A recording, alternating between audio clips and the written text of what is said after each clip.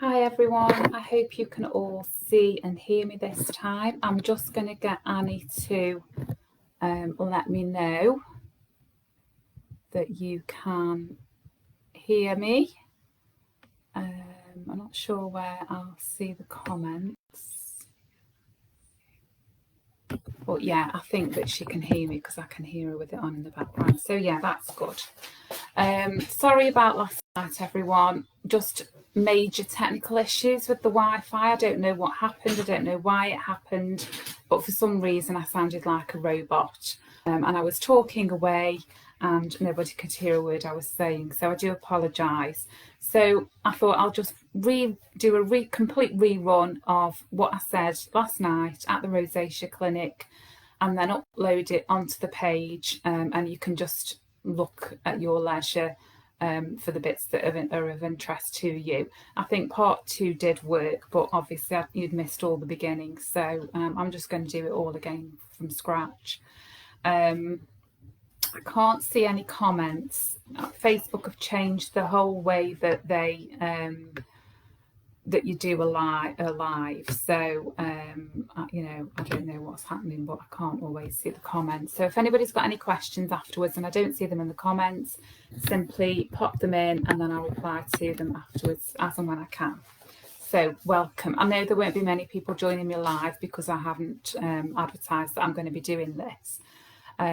So just to introduce myself, I'm Lisa Beard. I have got the Beauty Loft, which is an IPL and skin clinic in Stone, based above Francesco's hair salon.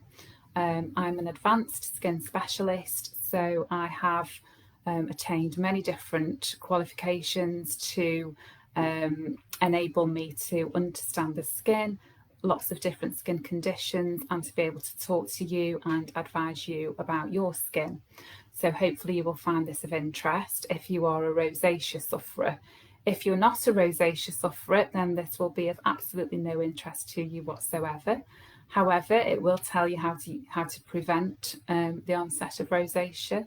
So if you haven't got rosacea but you know someone who does suffer, then it might be worth just sharing a little link to them with this video. I'm sure they will find it useful.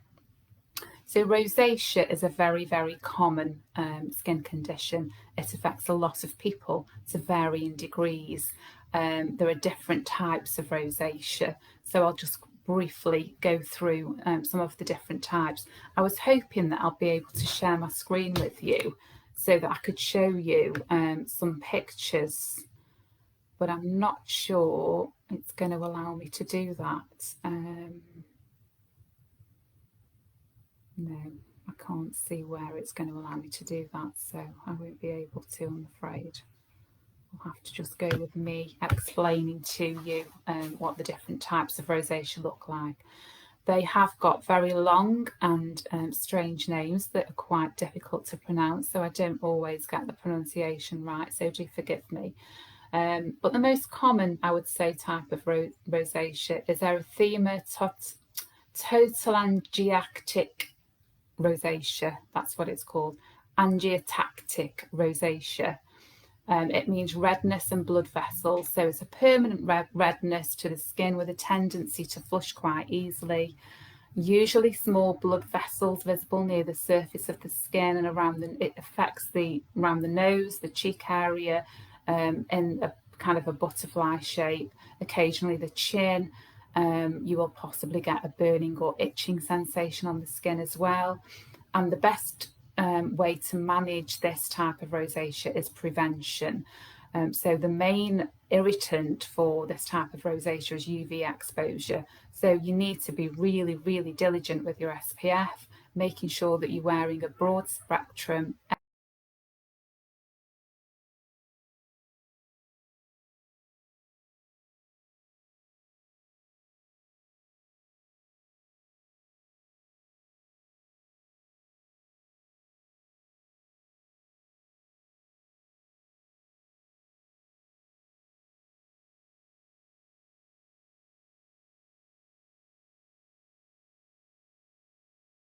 in. And sometimes people confuse this with acne.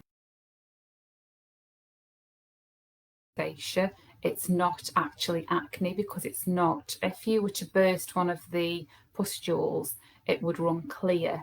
They're kind of pus filled, and it typically lasts sort of between 1 and 4 days. And people do quite often confuse it with acne. So if you're thinking that you've got acne and you're using topical acne creams or treatments on your skin and it's not having any effect, then it could possibly be that it's not acne, it could be rosacea. Rosacea is also hereditary. So although we don't know what causes it, we do know that, certain people are prone to it. So certain skin types, so Fitzpatrick skin types 1 and 2, which are the fairer skin types, Celtic skin types, are more prone to rosacea.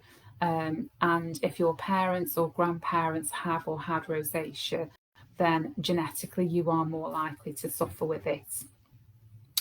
The next form of rosacea is phymatous rosacea, and with the symptoms of this also include thickening of the skin and kind of nodules. So you'll sometimes see this more around the nose area, and the nose starts to appear a little bit enlarged. It's a myth that it's actually someone who drinks a lot of alcohol. Alcohol certainly is one of the triggers for rosacea, but if you've got rosacea, it doesn't necessarily mean that you're a big drinker. So the two don't necessarily go together. It's just that alcohol can be a trigger for some people, and it can affect the chin, the forehead, the cheeks, the nose, even the eyelids and the ears, in those cases. There's also ocular rosacea, which is around the eye area. It can affect, it can make the eyes red, dry and irritated. They can feel itchy and burning. So that's known as ocular rosacea. I did have some pictures, but as I say, I can't share my screen. I'll perhaps put the images in the comments after I've finished the talk, and then you can have a look. And there's not a test that you can have to confirm that you've got rosacea. So that's another thing, you can't just go to the doctors and they can give you a test and you can say, yes, it's definitely rosacea. So, you need, it's kind of diagnosed when you're getting this persistent redness in the central portion of the face. Manage your rosacea. It's really all about management. Keep it under control. So one of the triggers are extremes of temperature. So, you can get flare-ups in the winter, but you can also get flare-ups in the summer. As I've already said, you need to avoid UV at all costs in the summer. When you're going from sort of hot to cold areas, from outdoors to indoors, and it's freezing cold outside and then you're going indoors, that certainly can contribute to making it worse. Spicy foods, certain spicy foods can affect it. We recommend that you stay away from caffeine, too much caffeine and alcohol. All these things can trigger rosacea and make it worse. If you're someone who's very much into their exercise, strenuous exercise can cause that heat on the skin and make you flush. That's not going to do your rosacea any favours. Stress and anxiety, we've all got stresses in our lives. Try and avoid stress when you can. It releases the stress hormone cortisol, which enters the bloodstream, and that really does not do any favours for rosacea. Some people will not have rosacea at all throughout their lives, and then they'll suddenly develop it when they're going through the menopause. There's lots of hormonal changes, lots of things going on in the body and in the skin when we go through the menopause. So you can suddenly become a victim of rosacea when you get to that age and that stage in your life. I would definitely avoid any kind of chemical peels if you are a rosacea sufferer. They're far too aggressive and abrasive for what is really a delicate and sensitive skin. I would also avoid anything like microdermabrasion. Again, that is too aggressive for anyone who has, redness on their skin and rosacea. not really recommended at all. I certainly wouldn't be doing any kind of peels on someone who suffered with rosacea. So there's a very good website which I think is rosacea.org, and on there they have got a rosacea diary, and what it does is it's just an A4 printed sheet which you can just print off, download and print off like this one, and it's a good way of just keeping track of your rosacea to find out what is triggering your rosacea. So it's got certain little tick boxes on there and certain questions. So just to quickly run through it with you, a couple of examples. So check the weather conditions you're exposed to today, and then it's got options: sunny, windy, cloudy, humid, hot, cold, mild, dry. You tick the relevant one. Which foods and beverages have you consumed today? It's like a food diary that you can keep. So I won't go through every section, but it's really useful if you're not sure what is triggering your rosacea to have a look at that and try and keep a record of what's going on in your day-to-day life, that's affecting your rosacea and making it worse. And it's all just part of being able to manage it.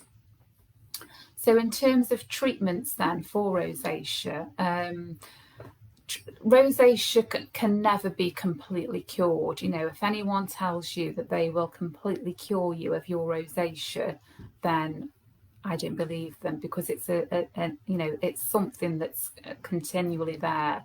But what you can do is you can really improve it, and you can manage it, and you can prevent it from getting any worse. So there are topical skincare products that are specifically designed for more sensitive skin types and skin conditions. There are products that will build your and repair your natural barrier on your skin, which is going to dry out your skin. So there are